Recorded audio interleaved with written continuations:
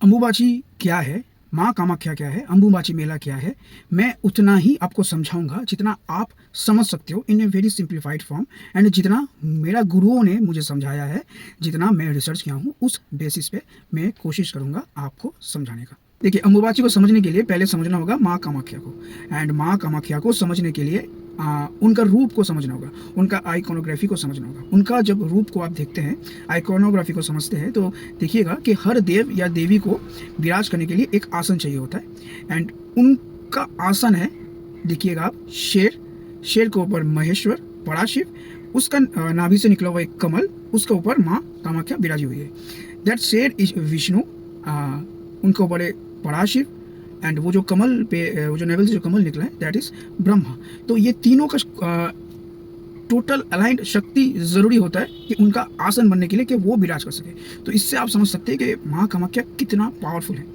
उनका अगर फेस देखेंगे, देखिएगा आप, तो देखिएगा 6 हेडेड फेस है, मतलब 6 दिशाओं से 6 तरीके से उनका पास आप पहुंच सकते हो। बहुत तरीका है माँ कामाख्या का पास पहुंचने का, ये साधक के लिए मैं बता रहा हूँ।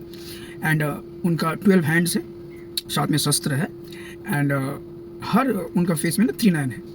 देखिए, माँ इतना पुराना है, इससे आप इस बात से समझ सकते हो कि जब शास्त्र नहीं लिखा हुआ था उसका पहले से आदि शक्ति है, एंड शक्ति का वजह से, उनका ही वजह से ना इस दुनिया में जीवन है, प्राण है, ब्रह्मा विष्णु महेश है।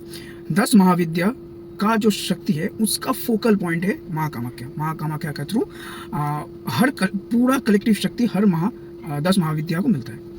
अब अगर हम देखें कि माँ कामाख्या कहाँ पे है, वो है आसाम गुवाहाटी में नीलाचल पर्वत पे। नीलाचल पर्वत को कंसिडर किया जाता है ब्रह्मा विष्णु महेश, एंड उनका गर्भ में, in between the cave of Nilachal पर्वत एक योनि का रूप में माँ का पूजा किया जाता है। वहाँ पे माँ का कोई मूर्ति नहीं है, माँ is formless. And during this Ambubachi एक मिरेकलस थिंग होता है कि पर्वत के अंदर से ना एक कंटिन्यू रनिंग वाटर फ्लो होता है माँ का स्थान के ऊपर से, so that bleeding shows the fertility of that region of this earth।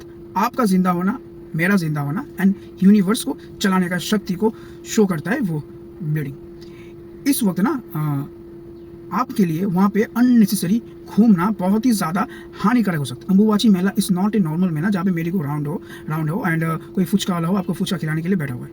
वहाँ पे ना साधु संत तांत्रिक हाई कैलिबर इंसानों लोग के लिए ना वो मेला चलता है कि इस एक दिन के लिए ना बहुत ही हाई कैलिबर का साधु सन्यासी लोग वेट करते हैं कि माँ का पास जाए एंड साधना करे, अपना अपना क्रिया करे। कि इस वक्त माँ इतना वनरेबल स्टेट में होती है कि उसका पास जाना आसान होता है साधु संत के लिए, थ्रो हिज क्रिया, थ्रो हिज मंत्र, नॉट फिजिकली। एंड बहुत तरीका तांत्रिक होता है ना कि आप अगर फालतू में वहाँ पे घूमोगे ना तो वो आपका सोल को यूज कर सकता है अपना क्रिया में। वो आपके लिए कितना डेंजरस हो सकता है आप सोच भी नहीं सकते हो कि इतना पावरफुल साधक है जो अपना क्रिया के लिए आपका सोल तक को यूज कर सकता है, एंड वो आपके लिए बहुत ही हानिकारक हो सकता है। जैसे आपका अगर कोई घर में माँ बेटी बहन अगर इन मिनिस्ट्रियल पीरियड में हो या फिर ऐसा कोई स्थिति में हो कि वो बीमार हो, तो आप तो कोशिश करोगे ना उनका सेवा करने के लिए, ना कि आप उनसे सेवा मांगने का। तो इस वक्त ना माँ का सेवा करना जरूरी है। एंड माँ का सेवा, माँ को क्या पसंद है, माँ को पसंद है भोग, एंड माँ को पसंद है मंत्र। तो अगर आप अपना घर में बैठे हुए कहीं भी जहाँ पे आप रहते हो वहाँ पे मंदिर में, अपना मंदिर में अगर माँ का नाम का कोई भी नाम मंत्र, जैसे आप मान लीजिए 10 महाविद्या का कोई भी नाम मंत्र अगर आप चैंट करोगे ना तो वो माँ कामाख्या के पास ही पहुंचेगा। 10 महाविद्या का ना कलेक्टिव शक्ति माँ कामाख्या, एंड ये लेटर ऑन आगे जाके ना आपके लिए बहुत ही फायदा देगा। अगर कोई ज्योतिष या फिर आपको कोई तांत्रिक पंडित बोलता है ना कि अभी आपके नाम पे हम पूजा देंगे तो आपके लिए बहुत भला होगा, इतना ये, अभी आप माँ का नाम पे आपका पूजा देना ज़्यादा हानिकारक है। आप अगर माँ के लिए सोचो, इस वक्त माँ के लिए पे करके माँ आप जल्दी स्वस्थ हो जाओ, आप अगर नॉर्मल नाम जप करो तो बहुत ही फायदा देगा लेटर ऑन में, क्योंकि वही आदि शक्ति है।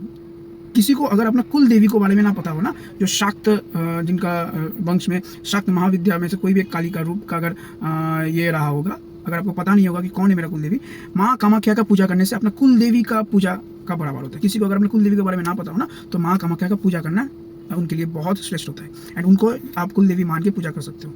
तो आशा करता हूँ ना मैं समझा पाया। इस वक्त माँ को सेवा कीजिए थ्रो मंत्र चैंटिंग, थ्रो प्रेयर्स, ना कि माँ से कुछ मांगना है। ओके, एंड ये लेटर ऑन आगे जाके आपको बहुत बेनिफिट देगा। जय माता रा, जय माँ कामाख्या, जय बाबा।